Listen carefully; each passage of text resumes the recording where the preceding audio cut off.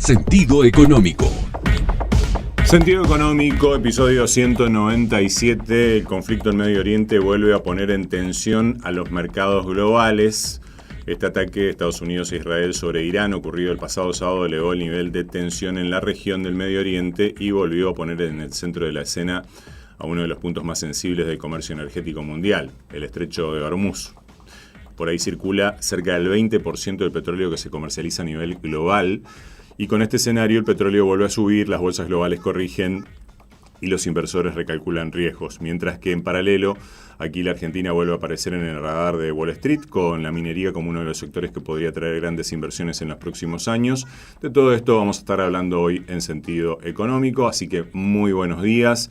Esto es Sentido Económico, el espacio donde analizamos la economía, los mercados y las decisiones que en este momento se están produciendo en el mundo y que mueven también a todo este esquema financiero y de los mercados y de la economía, ¿no? En un escenario global que arranca atravesado por esta fuerte tensión geopolítica y bélica que está teniendo un impacto directo sobre la energía, inflación y mercado financiero, eso puede tenerla, y el contexto se intensificó desde el sábado pasado, cuando Estados Unidos e Israel realizaron ataques sobre objetivos en Irán, elevando significativamente el nivel de conflicto en Medio Oriente. En este marco, Irán anunció el cierre del estrecho de Hormuz, que es un punto estratégico del comercio energético global. Por allí circula aproximadamente una quinta parte del petróleo que se transporta en el mundo, y este cuello de botella energético ya está generando consecuencias en el comercio marítimo. Muchos buques permanecen detenidos en el Golfo de Omán, mientras el mercado, en este caso, también está moviéndose, intenta dimensionar el alcance de esta situación. Naturalmente, el petróleo reaccionó con subas ante el riesgo de interrupciones en el suministro. Ya le vamos a contar los números, y en paralelo, dentro de la Reserva Federal también comienzan a aparecer señales de cautela acerca de cómo va a impactar esto en las políticas monetarias y de tasas de los Estados Unidos. El presidente de la Fed de Minneapolis, Neel Kashkari, dijo que todavía es temprano para estimar cuánto puede impactar este conflicto en la inflación de Estados Unidos. Antes de esta escalada geopolítica, el mercado descontaba recortes de tasas de interés durante el año y ahora el panorama parece un poquito más incierto, ¿sí? En cuanto al desarrollo de los mercados internacionales, en Wall Street el tono sigue siendo de prudencia. Los analistas señalan que la volatilidad podría mantenerse elevada mientras los inversores tratan de dimensionar el impacto que podría tener este conflicto en el sector energético, también en la inflación y en el crecimiento global. Incluso Goldman Sachs señaló que el S&P 500, que es el índice líder del mercado estadounidense, podría experimentar nuevas correcciones antes de encontrar un piso sostenido, especialmente si el shock energético empieza a llevarse a precios en la economía. Si miramos cómo cerraron ayer los mercados, tenemos un reflejo de que el escenario fue negativo. En Estados Unidos el S&P 500 cayó 0,94%, el Nasdaq retrocedió, el de las acciones tecnológicas, un 1,02%, y el Dow Jones bajó 0,83%, el índice industrial. Mientras que en Europa el ajuste fue más fuerte, ¿sí? La bolsa europea, Eurostoxx 50, perdió 3,59%. En Asia también hubo caídas. Shanghai Composite, la bolsa de China, retrocedió un 1,43%. El Nikkei japonés cayó 3,06%. Y en América Latina, el Bovespa, aquí en Brasil, bajó 3,43%. En contraste, el mercado argentino mostró un poquito mayor estabilidad relativa. El S&P Merval cerró con una leve caída del 0,23% solamente. Mientras que el mercado de commodities obviamente mostró al petróleo como protagonista nuevamente. El crudo WTI subió 3,57%, el oro retrocedió 4,26%, y en el mercado agrícola la soja en Estados Unidos avanzó 0,59%. Mientras que aquí, en la Argentina, viniendo un poco a lo que tiene que ver con nuestro país, hubo señales mixtas en la economía. En el plano local, obviamente continúa mostrando nuestra economía señales heterogéneas, algunas cosas buenas y algunas cosas malas, ¿no? La recaudación tributaria, se daba a conocer en el transcurso de esta semana, cayó en febrero por séptimo mes consecutivo. En términos reales, los ingresos fiscales crecieron alrededor del 20% nominal interanual, pero con una inflación cercana al 32% implica una caída real cercana al 12%. aproximadamente. Entre los factores que explican esa contracción de la recaudación aparecen cuestiones como menos días hábiles para liquidar impuestos, reducciones de alícuotas en derechos de exportación, conflictos gremiales que afectaron liquidaciones del sector agroexportador y un consumo que todavía se muestra muy débil. En la economía real también se reflejan estas tensiones. Las ventas de autos 0 kilómetros cayeron cerca del 6% interanual, mientras que las operaciones de autos usados retrocedieron más del 12% respecto al año pasado. Y ante este escenario de demanda débil, las automotrices decidieron no aplicar aumentos de precios durante el mes de marzo, ¿sí?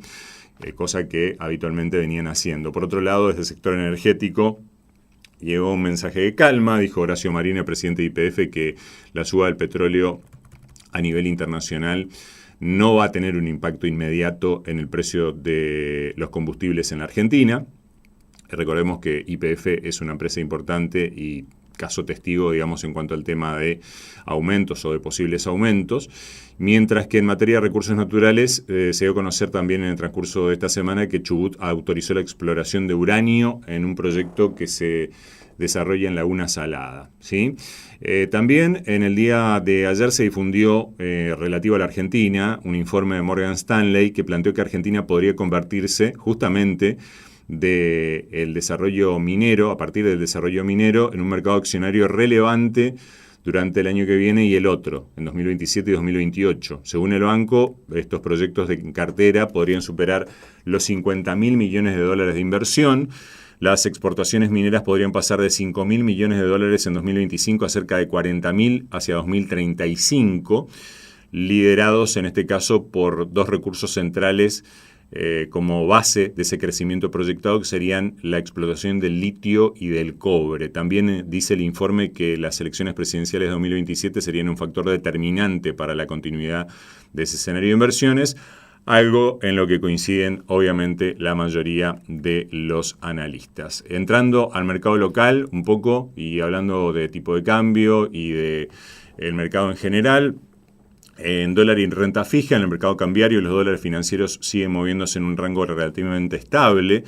El dólar MEP cerró cerca de 1.436 pesos, mientras que contó con liquidación se ubicó en alrededor de 1.479 pesos.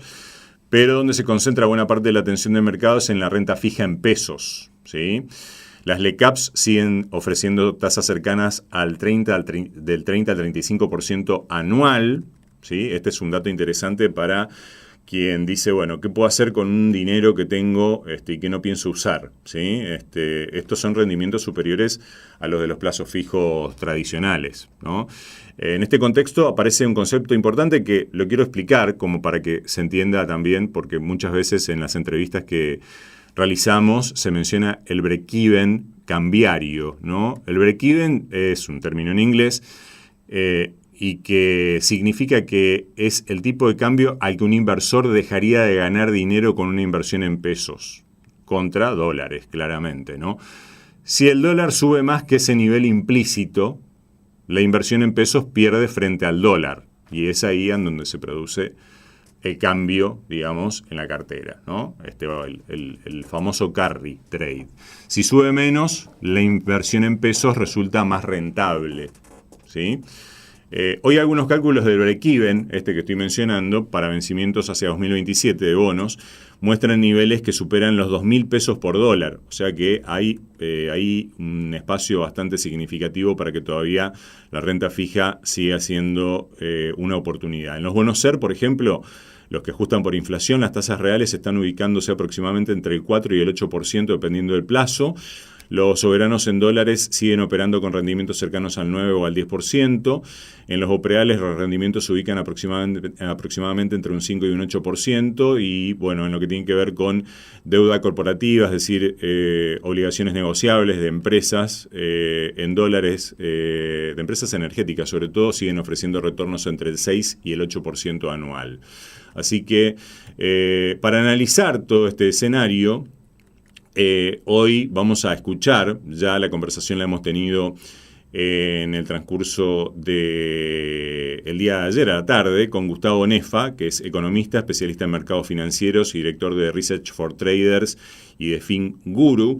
Además, Gustavo también es profesor en numerosas instituciones académicas, entre ellas la Universidad de Buenos Aires, la Universidad Nacional de La Plata, otros institutos, la Bolsa de Comercio de Buenos Aires, la Universidad Nacional del Nordeste y la Universidad del SEMA. Así que tenemos el gusto de, luego de nuestra pausa, digamos, y la presentación correspondiente y los auspicios, de escuchar a Gustavo Nefa. Sentido económico. Fontana Lubricentro levanta la bandera de que mantener tu vehículo en condiciones sea un disfrute. Buscamos tu auto, o si lo traes, tenés una sala de espera con todas las comodidades para vos y tus chicos. Fontana Lubricentro, Libertad y Neuquén, Oberá Misiones. Grupo IEB, empresa líder en el mercado financiero, brindando soluciones de financiamiento a individuos y empresas. IEB, agente de liquidación y compensación y agente de negociación integral, matrícula CNB 246. Transporte Goichik, servicio de media y larga distancia para cargas generales, paletizadas, bebidas y contenedores en todo el norte argentino y Buenos Aires. Casa Central, Corrientes 41, Leandro en Alem, Misiones. Net Finance acompaña el crecimiento de las inversiones personales y el financiamiento PYME, optimizando sus flujos de caja desde el litoral y con presencia en todo el país. Net Finance, agente asesor global de inversión, matrícula CNB 1158. Sentido económico. Muy bien, y tenemos el gusto de recibir en nuestro podcast a nada más ni nada menos que Gustavo Nefa, un analista muy apreciado en el mercado y además, desde hace un tiempo, también compañero de alguien a quien entrevistamos en varias oportunidades y que hizo de nexo. Vamos a darle el reconocimiento a Paula Bugía, con quien comparte Gustavo precisamente un espacio en el canal Mundo Dinero, hablando de mercados. Así que bueno, Gustavo, primero agradecerte mucho por la posibilidad de charlar con vos. Muchas gracias, Alejandro, y un placer estar acá en este podcast y a ver si podemos aportar nuestro granito de arena para entender la situación actual, que se ha enrarecido bastante, ¿no? Bueno, claro, porque en definitiva desde el fin de semana es como que parecen haber cambiado algunas cosas. En todo caso, bueno, justamente veníamos viendo y veníamos charlando, lo charlamos con Paula, lo charlamos con otro de nuestros entrevistados también, que por ahí el driver venía siendo el tema del dólar débil, ¿no? Ahora, bueno, con el estallido de este conflicto entre Estados Unidos, Israel, Irán, el riesgo en el famoso ahora estrecho de Hormuz, con una suba del petróleo superior o en torno al 8%, en definitiva, esto cambia, digamos, la cuestión táctica o tiene que ver, digamos, con un cambio estructural a tu manera de ver en lo que tiene que ver con el mercado? No creo que sea un cambio estructural. De hecho, estos eventos geopolíticos empiezan y terminan y dan una oportunidad de compra incluso. El problema es que nadie sabe cuánto tiempo puede durar. No fue la misma intervención que se hizo por parte de Estados Unidos en Irán el año pasado, que fue muy quirúrgica y enfocada a atacar el nuclear, dar una señal. Pero en esta oportunidad tenemos un escenario mucho más complicado. ¿Por qué? Porque está el estrecho de Hormuz en juego, es donde pasa el 20% de la producción mundial. Fíjate la declaración de JP Morgan esta mañana en un reporte diciendo que si se cierra definitivamente esto por un tiempo, puede llevar el petróleo a $120, cosa que no lo creo, no es mi escenario, pero es un escenario catastrófico que obviamente eso impactaría en la inflación, impactaría en el crecimiento, obviamente produciendo quizás una recesión. O sea, los mercados también reaccionan a ese escenario con una cierta probabilidad, ¿no? Baja todavía, pero puede haber un aumento a medida que se involucran más países. Y acordate que Irán bombardeó no a Israel, sino a muchos otros países, claro, incluso ex aliados de Emiratos Árabes, que complica todavía más la situación. O sea, en Dubái tenemos turismo, exposiciones, tenemos no solo petróleo, sino muchas otras actividades, y lo mismo para toda la región. La provisión de petróleo para China y para India, que pasa por ese estrecho, puede estar en juego. Todo esto enrarece la situación actual. Ya se había empezado a enrarecer a partir de octubre, ¿sí? Porque entre abril y octubre del año pasado hubo un rally extraordinario. se frenó para muchos sectores, para otros continuó, y sobre todo para la zona emergente floreció. Es decir, dinero que salió de la zona del dólar fue a parar a buscar rendimientos más altos, haciendo carry también en algunas monedas, y posicionándose también en activos de riesgo en emergentes. Los metales tuvieron su apogeo y tuvieron también el resto de los commodities un revival importante. El petróleo se suma, es el último de los commodities que se suma a esta bonanza y en realidad un dólar más fuerte podría hacer que estos caigan. Justamente el vuelo a la calidad de acciones hacia bonos y bonos hacia dólar podría hacer que los commodities tengan un freno y un retroceso, salvo el petróleo, ¿no? Entonces estamos asistiendo también a un golpe importante en los mercados de commodities emergentes después de todas estas grandes subas, puede continuar. Pero es un movimiento táctico, volviendo a la pregunta original, es un movimiento me parece táctico que hay que hacer a corto plazo, hay que ser un poquito más conservador y reforzar las posiciones de cash y de renta fija más que renta variable. Va a haber oportunidades, de hecho las tecnológicas venían cayendo este año como sector.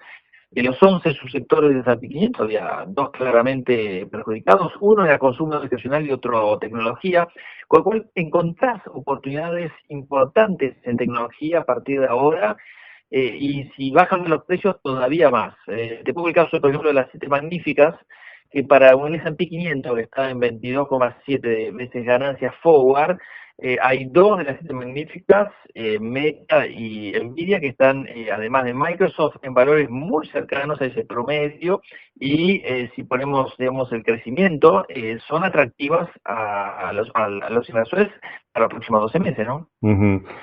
Ahora, volviendo un poquito también al tema del petróleo, hasta qué nivel puede ser, digamos, tolerable antes de empezar a generar un daño real, digamos, a escala global esto?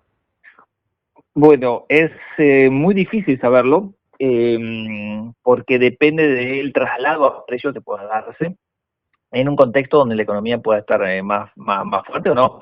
En este caso tenemos un dato de actividad económica, por ejemplo, en Estados Unidos bastante débil desde el cuarto trimestre, afectado un poco por el cierre de gobierno y otros temas, pero evidentemente, por más que se corrija, ese 1.4 anualizado da mucho menos que el tercer trimestre, que dio 4.4, lo cual está viendo el sistema de desaceleración en Estados Unidos, no así por los ISM, los PMI, que están dando una señal fuerte, pero en el composite, si bien están por arriba de 50, están llegando a niveles que ya no son 54, 53, sino están en la zona de 51, 52, todavía en expansión, pero mucho mejor desempeño estuvieron en los indicadores adelantados del ciclo en Gran Bretaña y Europa en general.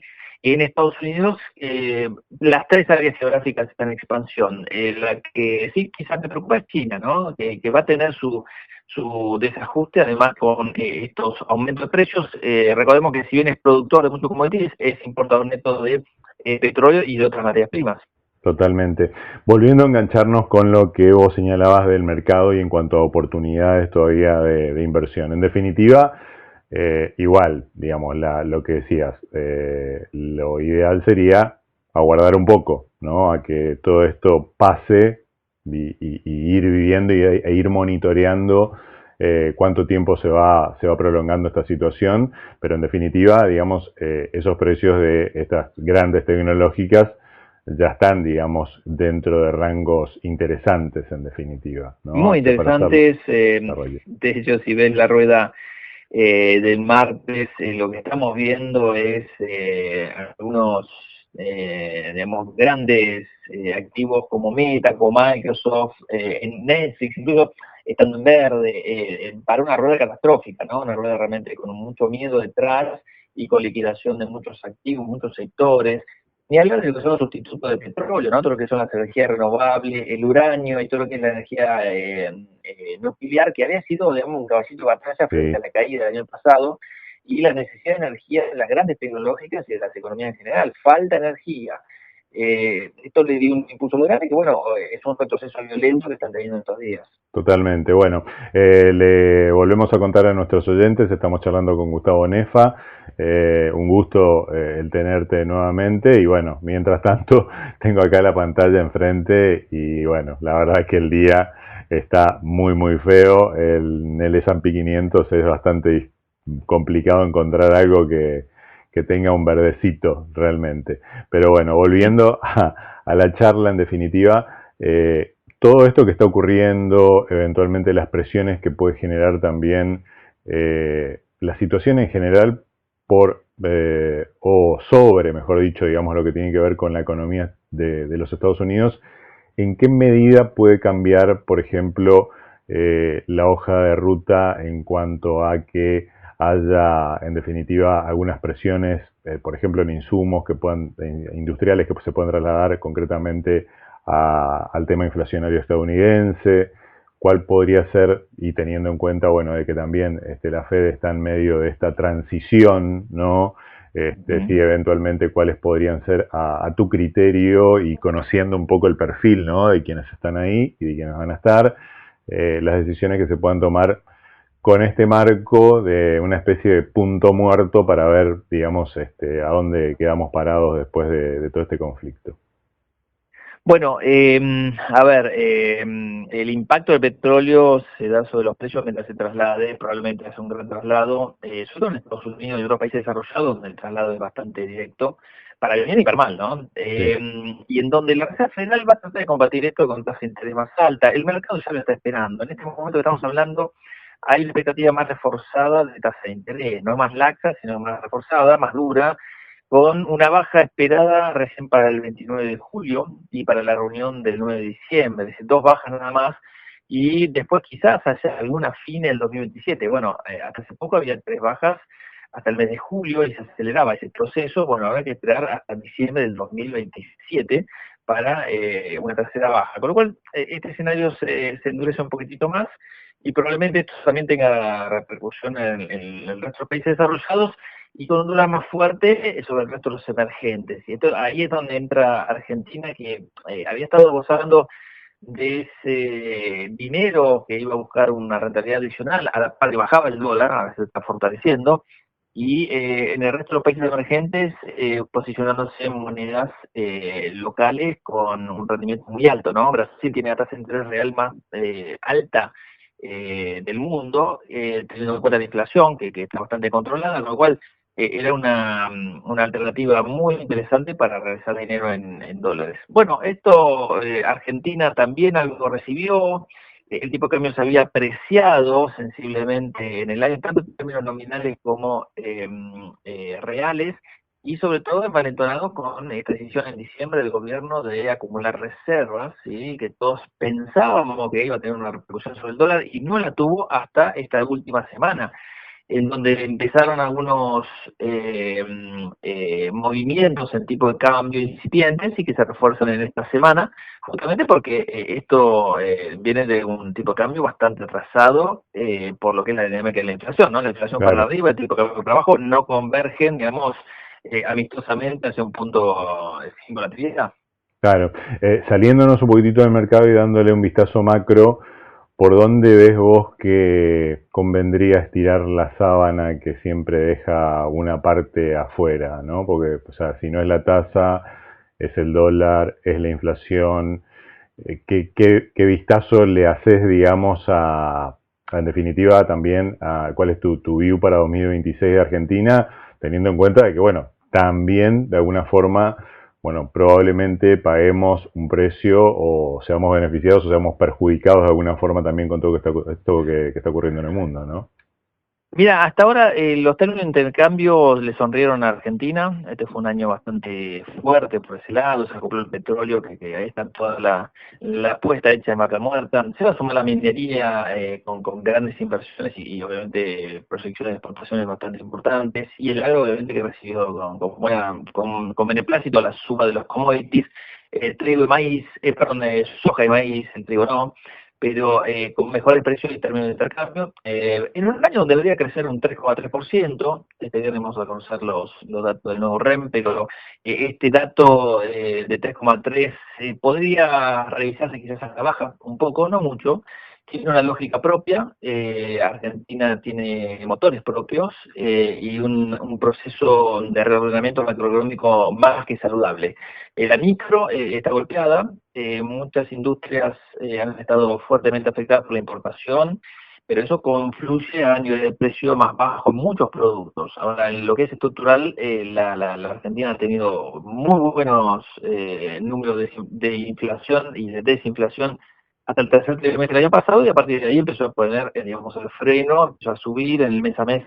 Ese 2,9% el último mes seguramente no le agradó al gobierno, pero bueno, ha cambiado un poco los objetivos, que es lo que le pedían por otro lado los inversores: reforzar la reserva del Banco Central comprando dólares y liberando pesos. Esos pesos liberados, además de una licitación de la semana pasada que también liberó unos cuantos pesos a la calle, hace que, bueno, esto pueda tener un impacto en la inflación, que de hecho lo está teniendo, pero con el tipo de cambio recalentrándose también por un contexto global un poco más enrarecido. Así que veo un contexto para la Argentina más que positivo. Es uno de los países que más va a crecer en la región, pero con nuevos desafíos a corto plazo, totalmente. Claro. ¿La suba del Brent mejora la balanza o nos termina complicando la inflación local, Gustavo? No, la sube Brent nos beneficia. Brent, WTI, Sí. digamos, hacia donde exportemos, todo esto es gran parte del complejo exportador argentino a partir de ahora, y en aumento, de acá al 2030 va a ser muy fuerte, pasar de 5.000, 6.000 millones de dólares a un balanceamiento arriba del 10, y posiblemente 15.000 millones en los años siguientes. Esto va a ser muy positivo para Argentina, así que esto nos beneficia. Esta situación también de que es como que está demorando, digamos, y está tratando de no apurar la salida, más allá de que todavía no estamos en niveles de riesgo país como para salir al mercado internacional de capitales, ¿no? A salir en busca Claro. de crédito. ¿Cómo ves este tempo que ha tomado, este nuevo tempo que ha tomado el gobierno en este momento, después de haber hecho esa pruebita del bono del año pasado? Sí, el año pasado, y el AO27, Claro, el el flamante nuevo. bono, pero son dos bonos que son del mercado doméstico, son montos chicos, ¿sí? Son 1.000 millones, hablando con las empresas de seguro, el año pasado fueron 250 millones que van a ir ampliándose. Ojo, este bono tuvo una muy buena recibida, muy buena sobresuscripción, el otro no. Y este bono, lo más probable es que se siga suscribiendo. Cada 15 días que te va a hacer una licitación, van a licitar 150 millones iniciales y 100 millones adicionales. Y esto obviamente va a estar sobresuscribiéndose. Cae en la gestión de Milei y da una tasa de interés del 6%. Está por arriba de la par, ¿no? En la zona de 104 más o menos. Claro. Y en lo que tiene que ver con nuestro mercado, concretamente en lo que se refiere al equity, bueno, ¿cómo es, digamos, que nos puede impactar también todo esto que está pasando? Y bueno, si eventualmente amerita o no una rotación o alguna clase de reordenamiento.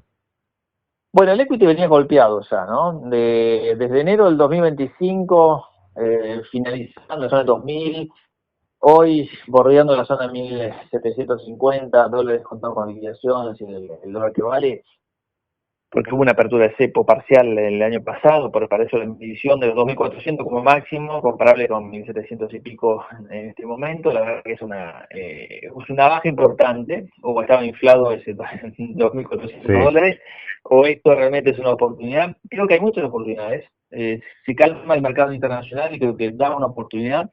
Creo que los inversores internacionales aún no se han convencido del todo que en 2027 puede haber una reelección a favor del gobierno, o de que siga el mismo sesgo, ¿no? Si no es la misma persona, pero que siga el mismo sesgo en materia de política económica, que es el gran miedo que tienen todos los inversores internacionales en Argentina.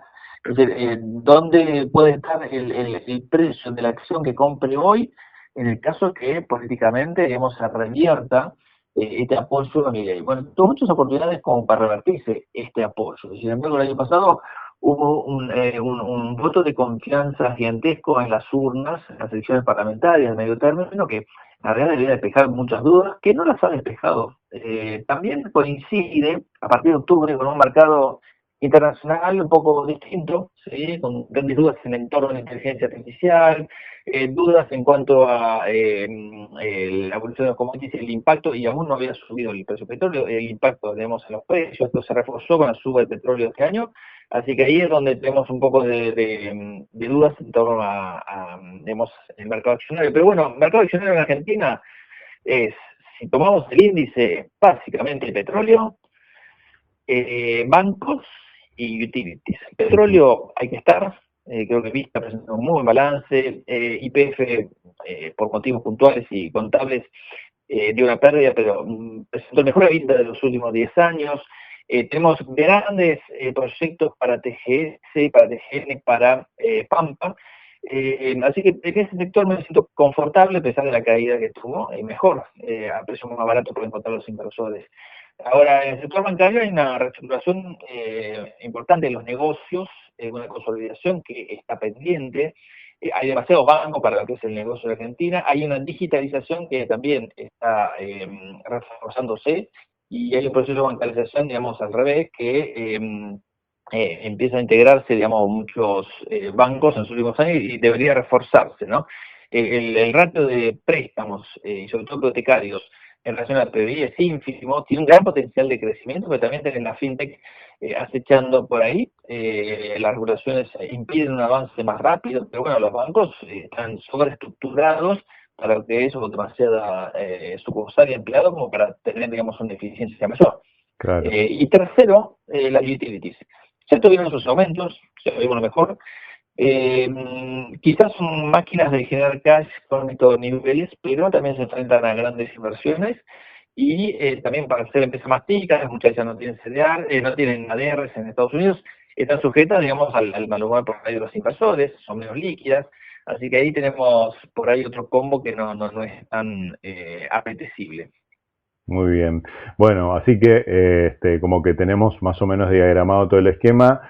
En definitiva, escenario base en general, podríamos decir, en cuanto a composición de portafolio, no cambia en gran medida, Gustavo, ¿no? No cambia en gran medida, creo que hay que reforzar la parte de petróleo, pagar un poco la parte de bancos, para aquellos que quieran estar en Argentina. Sí. Y Argentina es volatilidad y oportunidad. Es decir, se mueven grandes ciclos, ¿sí? Los grandes ciclos, mediados del 2022 a 2024, fin de 2024, es decir, comienzo del 2025 ha sido extraordinario, realmente extraordinario, siendo la bolsa que mejor desempeñó en 2024, siendo la peor en el 2025, es timing, es leer, digamos, lo que se viene en términos macroeconómicos y políticos, y el humor de los inversores internacionales con los flujos de fondos. Bueno, tenemos un driver por delante que es la posible reclasificación de Argentina como mercado de frontera o emergente, que podría darse este año, no lo descartemos, lo vemos para el 2027, pero podría ser uno de los drivers que lo impulsan, ¿no? Uh-huh. O sea que lo ves inclusive más próximo, probablemente. ¿Qué te hace sospechar o qué te hace pensar en que podría darse antes de lo que se dice? No, lo que se dice es este año, justamente, lo que digo es que podría darse el año que viene. Claro, perdón, al revés, claro. Hay algo pendiente que es la apertura total de CEPO. CEPO ha sido abierto parcialmente a personas físicas. Se ha ido empezando a abrir partes, por ejemplo, permitiendo la transferencia de dólares de los pagos de dividendos a partir de este año a los inversores extranjeros, pero todavía las empresas están restringidas en comprar las cantidades que quedan de dólares en Argentina. Eso, si cambia, podría dar un empujón importante a la decisión de hacer ese periodo de consulta de MSCI con los inversores institucionales, con Wall Street, a partir de abril, que posiblemente en julio o agosto tengan esa decisión y que en septiembre se rebalanceen los índices, con Argentina incluido. Claro. Además, bueno, hasta nos están saliendo informes de distintos bancos y, bueno, fondos internacionales. Salió uno de Morgan Stanley también que, bueno, un poco va en el sentido, creo que hoy se publicó en Bloomberg, a propósito de que precisamente también el rumbo que se tome en las elecciones de 2027 en cuanto a rumbo económico, ¿no? No necesariamente a persona, no necesariamente a, bueno, partido político, por ahí sí, ahí dependería un poquito más. Pero en definitiva una lucecita, digamos, y estamos viendo ahí, como decías vos, esa posible reclasificación, ¿no? En cuanto a el tema de renta fija, ¿cómo lo estás viendo en cuanto a su desempeño en este último tiempo también y de cara a este 2026 que todavía de alguna manera lo seguimos proyectando? Ahora está sufriendo, ¿no? Ahora está bajando, está tomándose una ganancia de un año muy bueno, 2025, en el año 2025 bajaron las acciones, pero subieron los precios de los bonos. Los rendimientos que arrancan ahora en la zona del 7-8%, tramos más cortos, terminan en 9,5%, más o menos el tramo más largo, depende de la legislación, ¿no? Pero el tramo más corto está sobrevendido legislación argentina y sobrecomprado a términos relativos ley extranjera, por eso el trade, digamos, de arbitrar un poco esa legislación, pero bueno, viene de la mano de si se emite algún bono, es para despejar las dudas de la ley extranjera de los 2029 y 2030.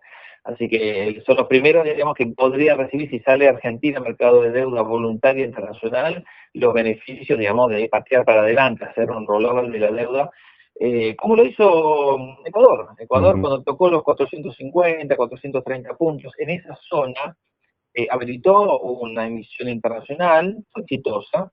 Justo cuando Argentina tenía esos 500 más o menos, pero ahora los tienes más cerca de 600 puntos, ¿no? Los puntos de crédito país. Es cuando recompró 2030-2035 y emitió los bonos más largos. Bueno, esto es lo que se viene en Argentina y ojalá se dé antes de julio para que pueda pagar, digamos, amortización de capital e intereses, que son los 4.200 millones de dólares de nuevo, ¿no? Totalmente. Bueno, señales a mirar, como para ir redondeando también la charla que tuvimos con vos, Gustavo, realmente, bueno, interesantísima y siempre, como cada vez que tenemos oportunidad de escucharte, repleta de datos realmente, así que te queremos volver a agradecer por eso y por tu tiempo. ¿Qué señales a mirar, a observar para eventualmente, bueno, decir, hago esto, no hago lo otro, en definitiva? Bueno, en Argentina, Sí.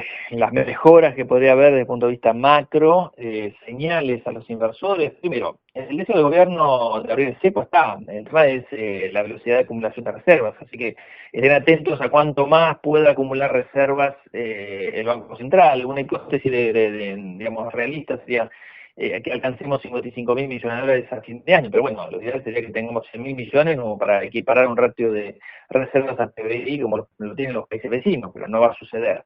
Eso sería uno. El deseo del gobierno de abrir el cepo, a continuación.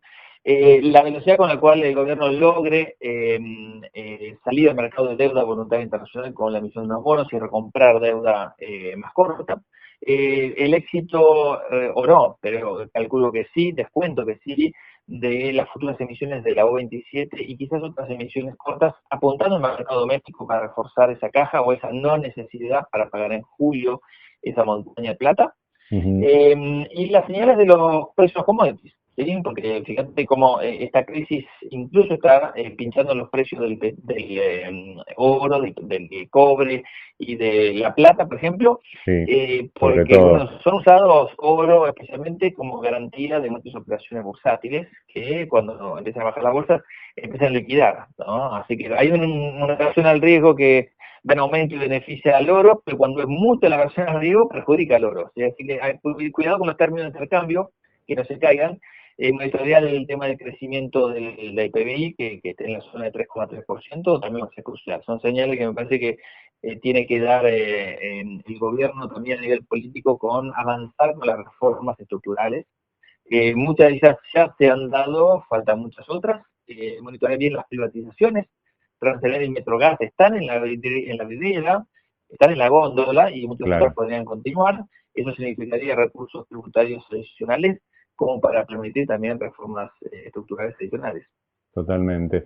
Y bueno, esta es una máxima mía. Desconfía cada vez que un periodista te diga que vamos a ir cerrando porque seguramente después se le ocurre otra pregunta, como es mi caso, y ahora sí ya vamos a terminar.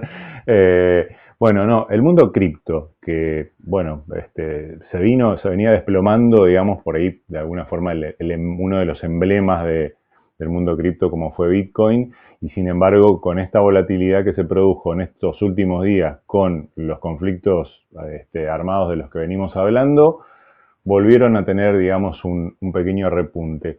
¿Cómo los ves? Digo, teniendo en cuenta de que también, a su vez, tienen atados muchos instrumentos que hoy por hoy componen las distintas carteras de los grandes fondos y, bueno, prácticamente también, bueno, no sé, a través de ETFs, probablemente, y no necesariamente de comprar la criptomoneda necesariamente, la cartera de muchos inversores que también nos escuchan. A ver, es una tecnología relativamente nueva, pero ya no es tan nueva. Los inversores ya se han ido acostumbrando a Bitcoin y a su volatilidad. Nadie que compra Bitcoins, que esté bien asesorado, pueda sorprenderse de esta volatilidad. Con lo cual, ha habido caídas del 50-60% de Bitcoin y siempre ha tocado un nuevo máximo. Gran beneficio para el inversor. No va a haber más emisión más que la que se dice.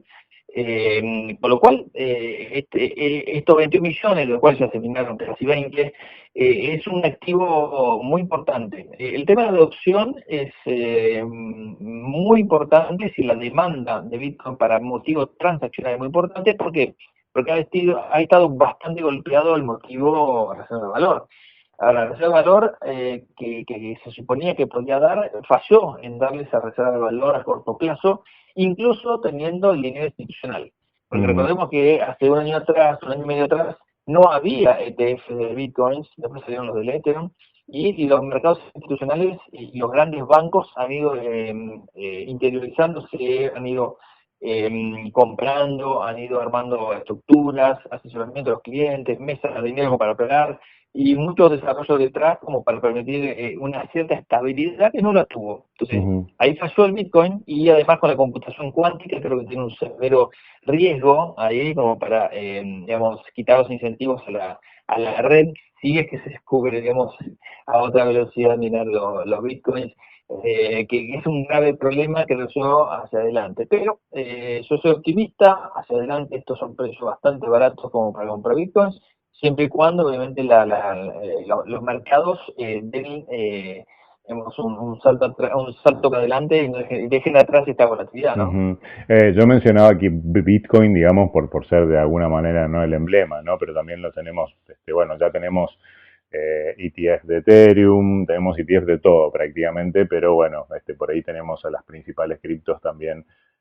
Bueno, en definitiva, todas sometidas a la misma dinámica, ¿no? Tanto de volatilidad como de subas, como de bajas, en definitiva. Sí, totalmente. Esto está condicionado por el dinero institucional, gran condición. Por ahora están, si le quitan el apoyo, digamos, la institución será, digamos, un golpe bastante fuerte. Creo que no se lo van a quitar, pero los inversores ahora con esta caída están un poquito más renuentes a acumular Bitcoin como lo venían haciendo, ¿no? Bueno, Gustavo, infinitas gracias por participar en nuestro podcast Sentido Económico, en este capítulo. Así que, bueno, seguramente en algún otro momento esperamos volver a tenerte con nosotros. Bueno, muchísimas gracias, Alejandro, y encantado de haber podido estar en tu programa. Bueno, muchas gracias.